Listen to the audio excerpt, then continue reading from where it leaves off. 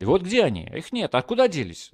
А вот про чеченскую войну знают многие, про дагестанскую, там Хаджи Мурат, Шамиль, опять же. А то, что на Западном Кавказе война шла еще более страшная и кончилась намного страшнее, почему-то у нас очень-очень мало в России отдают себе отчет, а потом говорят, это же наша земля, Кубань, там все, Ставрополь. Да, она стала русской после того, как перебили местных жителей. Чем тут, собственно, отличается Россия от Соединенных Штатов? Мы все время любим показывать пальцем на Америку, говорить, вот смотрите, американцы истребили индейцев. Простите, а русские перебили адыгов, почти всех.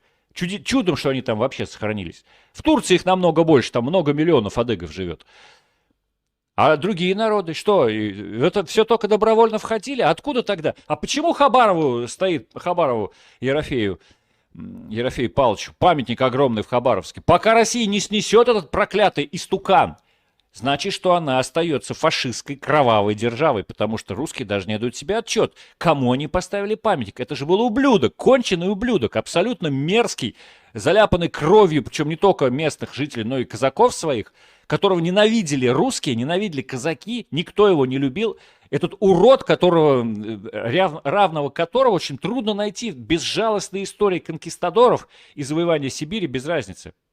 То есть один из самых мерзких персонажей в истории любой конкисты, ему стоит гигантский памятник в Хабарове. Почему никто даже не подойдет, не обоссыт его хотя бы, в знак протеста, я не знаю, яйцо какое-нибудь тухлое в него не кинет? Никакого, вообще ни малейшего даже. Для русских все нормально. Извините, когда вас погонят из Хабаровска китайцы с санными тряпками и устроят там русскую резню в отместку за китайскую резню, которая была в 19 веке, устроена русскими во время завоевания и присоединения вот этого самого края к России, пожалуйста, не обращайтесь с воплями, жалобами, за что нас так режут. Зато и режут, что вы даже этот чертов памятник снести не можете. Понимаете? Совести у вас нет, эмпатии нет. И поэтому не ждите к себе доброго отношения. А Хабаровск последние годы в составе России доживает. Нынешнее поколение хабаровчан будет жить под властью Китая. Это практически абсолютно неизбежный вариант. Китайцы просто, они могли бы уже сейчас это сделать, но у Си Цзиньпина несколько более далеко идущие планы в отношении России. Он хочет ее всю в качестве вассала и сателлита использовать, источника дармовых ресурсов. А то, что они отберут, то, что потеряно по договорам Тяньцзинскому и Айгунского 19 века, это гадалки не ходи.